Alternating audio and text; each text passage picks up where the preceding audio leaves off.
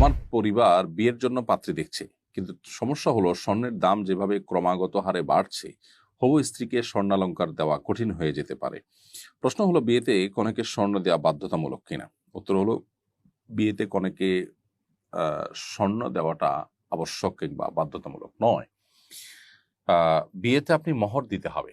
মহর হিসাবে নগদ টাকা হতে পারে, অন্য কোনো আসবাবপত্র হতে পারে, যেটার উপরে উভয় পক্ষ সম্মত, বিশেষ করে মেয়ে যেটা গ্রহণ করতে বা মহর হিসাবে ধার্য করতে সম্মত আছেন, সেরকম যে কোনো বস্তুই মহর হতে পারে। কিন্তু স্বর্ণ দিয়েই মহর দিতে হবে এরকম কোনো কথা শরিয়া আমাদেরকে বলেনি।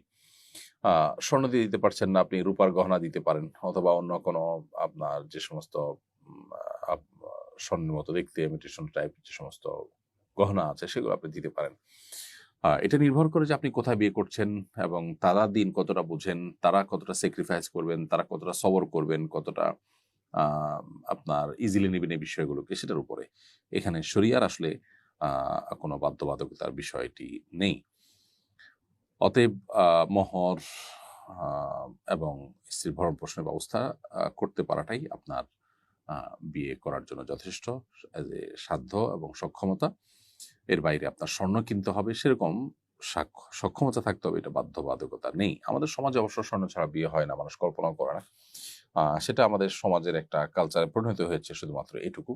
এর বাইরে আসলে মহরে বিয়ে স্বর্ণ দিতেই হবে এমনটা জরুরি না। বহু সাহাবী বিয়ে করেছেন, স্বর্ণ দেননি। জীবনটাকে ইসলাম অনেক ইজি এবং সহজ করতে বলে। আমাদের সমাজে যদিও আমরা সামাজিক কালচারের নামে সেটাকে অনেক কঠিন এবং জটিল করে ফেলেছি, যার ফলশ্রুতিতে আমরা কিন্তু সুখ পাচ্ছি না।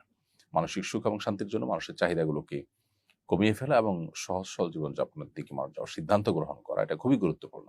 বিয়ের ক্ষেত্রেও একই কথা প্রযোজ্য। হায়েজ বন্ধ এমন তালাকপ্রাপ্তা নারী কতদিন ইদ্যত পালন করবেন? হায়েজ বন্ধ এমন তালাকপ্রাপ্তা নারীরা 3 মাস ইদ্যত পালন করবেন। আর যদি স্বামী মারা যান তাহলে সেক্ষেত্রে 4 মাস 10 দিন ইদ্যত পালন করবেন।